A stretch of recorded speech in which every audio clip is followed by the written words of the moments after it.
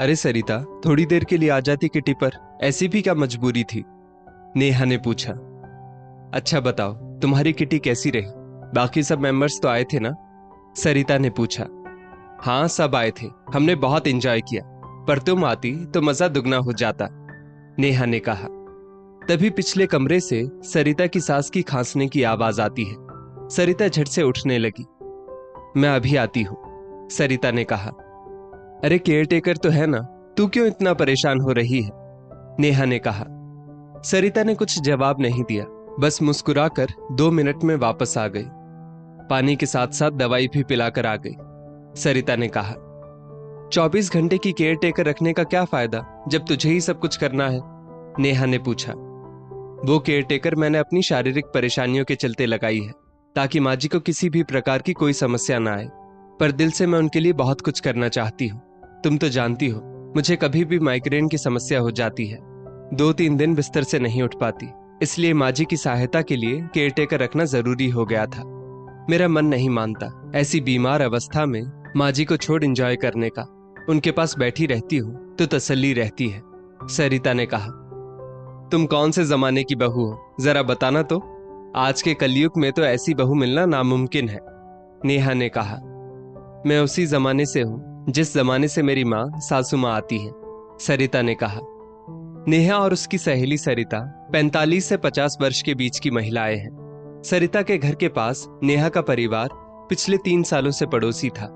सरिता के परिवार में पति नितिन, सास आशा जी, एक बेटा और एक बेटी थी। दोनों बच्चे शहर से बाहर थे। बेटा जॉब कर रहा था और बेटी अभी पढ़ रही थी। नेहा के घर किटी पार्टी थी, जिसमें आने से सरिता ने इनकार कर दिया था। इससे नेहा थोड़ा नाराज हो गई थी। किटी पार्टी खत्म होते ही नेहा शाम 7 बजे सरिता के घर पहुंचती है। अच्छा सरिता, एक बात बताओ, तुम्हारे तो दोनों बच्चे शहर से बाहर हैं, तुम्हारी सास की देखभाल के लिए केयरटेकर भी है, तो तुमने अपनी सरकारी नौकरी क्यों छोड़ दी, वो भी अपनी सास की वजह से? नेहा ने पूछा। सच कहूं नेहा, मुझे अपनी नौकरी छोड़ने का कोई अफसोस नहीं है। जिस माँ के कारण मैं अपनी बचपन की ख्वाहिश पूरी कर पाई, मैंने पूरे 20 साल अपने सपने को जिया, और उसी माँ के लिए मैंने नौकरी छोड़ने का फैसला लिया। इस बात का मुझे जरा भी अफसोस नहीं है, सरिता ने कहा। ऐसा क्या किया तुम्हारी सास ने तुम्हारे लिए? नेहा ने पूछा। जो मेरे माता पिता ने मेरे लिए नहीं किया, वो किया है मेरी सास ने। सरिता अपना सारा अतीत नेहा के सामने रख देती है। माँ, मेरा 12वीं का रिजल्ट आ गया, मैंने पूरे जिले में टॉप किया है। अब मैं आगे शहर जाकर पढ़ पाऊंगी, फिर मैं बड़े स्कूल में बच्चों को पढ़ाऊंगी। आंखों पर चश्मा, कंधे पर पर्स लटकाए, साड़ी पहनकर, बालों का जूड़ा बनाकर जाया करूंगी स्कूल, बच्चों को पढ़ाने। एक एक बच्चे पर ध्यान दूंगी। बच्चों को जब तक समझ में नहीं आएगा तब तक पढ़ाऊंगी, सरिता ने उत्साहित होते हुए कहा। बहुत पढ़ ली तू, अब हमारे पास ना है तुझे शहर भेजने के लिए पैसे। तेरे पीछे तेरी 2 बहनें और भी तो हैं, उनको भी तो देखना है, माँ ने कहा। आपने जो मेरी शादी के लिए गहने बनवाए हैं और पापा ने जो थोड़े पैसे जोड़े हैं मेरी शादी के लिए, उन पैसों से आप मुझे शहर पढ़ने भेज दो। वैसे भी मुझे सरकार के द्वारा स्कॉलरशिप तो मिलेगी ही, मैं छोटे बच्चों को ट्यूशन पढ़ाकर भी कुछ पैसे कमा लूंगी, सरिता ने कहा। तेरी माँ सही कह रही है बिटिया, तेरे लिए शहर से अच्छे घर का रिश्ता आया है। लड़का उम्र में 8-10 साल बड़ा है, चेहरे पर चेचक के दाग है, पर पैसे वाले खानदान का इकलौता लड़का है। राज करेगी तू। कुछ गहने और जोड़ी हुई रकम से तुझे ससुराल विदा कर देते हैं। अब तेरा आगे पढ़ना या ना पढ़ना तेरे ससुराल वालों की मर्जी पर निर्भर करेगा, सरिता के पापा बोले। अरे झूठी आस ना बैठाओ बच्ची के मन में। गांव की गरीब बेटियों के नसीब में चौका चूल्हा ही होता है, उनकी अपनी कोई ख्वाहिश नहीं होती, माँ ने कहा। शादी के लिए मना करने के बाद भी माता पिता ने जबरदस्ती उसकी शादी कर दी। अपनी सारी ख्वाहिशों की बलि देते हुए सरिता ससुराल आ गई। अरे सरिता बहू, बहुत अच्छे से तैयार होना, आज तुम्हारी मुंह दिखाई की रस्म है। सारे रिश्तेदार और आस पड़ोस की महिलाएं आएंगी तुम्हें देखने, आशा जी ने कहा। सरिता अच्छे से तैयार होकर मेहमानों के सामने आती है। सब सरिता का चेहरा देखकर यथाशक्ति उपहार देने लगे। अरे आशा बहन, तुम्हारा उपहार कहाँ है? हम सबको तो तुम्हारे उपहार का इंतजार है। खानदानी हार देने वाली हो बहू को या जड़ाऊ कंगन? पड़ोस की एक महिला सरिता की सास आशा जी से बोली।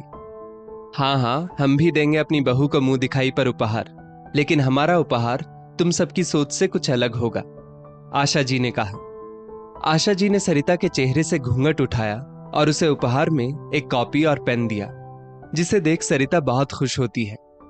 बहू, हम तुम्हें आगे पढ़ाई करने का उपहार देते हैं।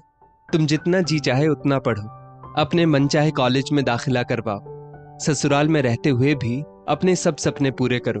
हम तो 5वीं पास ही रह गए, हमें ससुराल में किसी ने सहयोग नहीं किया। हम तुम्हें दूसरी आशा नहीं बनने देंगे। खाना बनाना, घर संभालना अच्छी बात है, लेकिन बहू तुम सिर्फ खाना ही बनाती ना रह जाना, इसके अलावा अपने बौद्धिक विकास पर भी ध्यान देना, आशा जी सरिता से हमेशा कहती। आशा जी के सहयोग से ही सरिता ने अपनी ग्रेजुएशन पूरी की। परीक्षा के समय आशा जी सरिता को किसी काम को हाथ तक लगाने नहीं देती, उसे पढ़ने का पर्याप्त समय देती, दूध खाना सब उसके कमरे में समय से पहुंचा देती। 2 बच्चे होने के बाद भी सरिता ने सास आशा जी की मदद से बीएड की और एक सरकारी स्कूल में टीचर की पोस्ट से प्रिंसिपल की पोस्ट तक पहुंच गई। सरिता ने 20 साल तक नौकरी की, इसीलिए सरिता के मन में अपनी सास के लिए बेहद प्यार और सम्मान की भावना थी। जब आशा जी की तबीयत ज्यादा खराब रहने लगी तो सरिता ने अपनी नौकरी से इस्तीफा दे दिया। अब तू ही बता नेहा, इतनी अच्छी सास को मैं उनकी तकलीफ के समय कैसे अकेला छोड़ देती। कल वो मेरा सहारा बनी थी, आज मुझे उनका सहारा बनना है। उन्होंने मुझ में कभी कमियां नहीं ढूंढी, बल्कि मेरी अच्छाइयों की कद्र की, मुझे खूब प्यार और सम्मान दिया। मेरी बहनों की शादी में भी मेरी सास ने यथासंभव आर्थिक सहायता की। महीने भर पहले से ही मुझे मायके भेज देती थी मदद करने के लिए। सबके विरोध के बावजूद उन्होंने मुझे हमेशा आगे बढ़ने को प्रोत्साहित किया।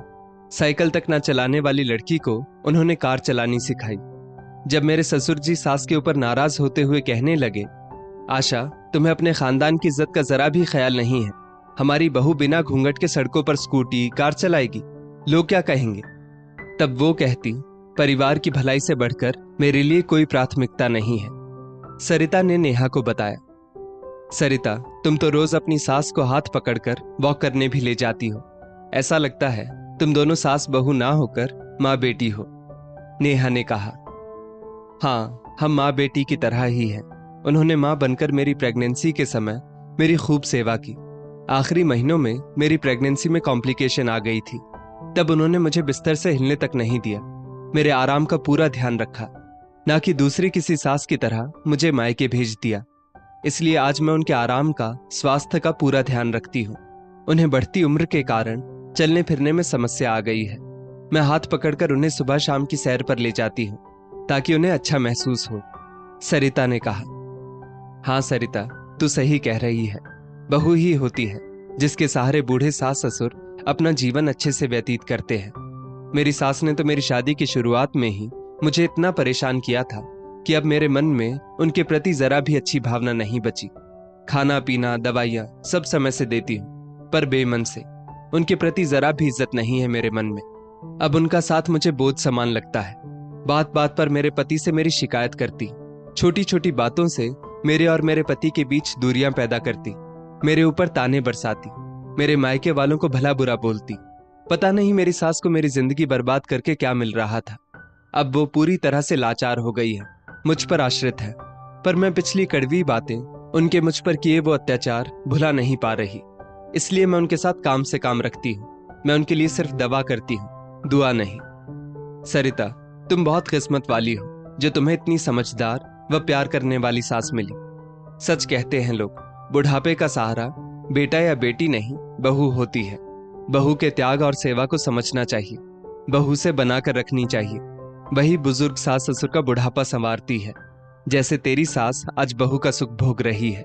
सास को भी मेरा राजा बेटा, मेरी रानी बेटी की रट छोड़ मेरी अच्छी बहू रानी की रट लगानी चाहिए, नेहा ने हंसते हुए कहा।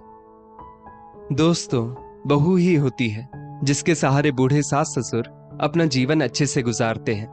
अपनी बहू को अपनी बेटी ही समझिए, उसके साथ अच्छा बर्ताव करें, उसे पराया महसूस मत कराएं। इस स्टोरी को लेकर आपकी क्या राय है, नीचे कमेंट करके जरूर बताइएगा। और ऐसी ही और भी बेहतरीन वीडियोस के लिए हमारा पेज जरूर फॉलो करें। धन्यवाद।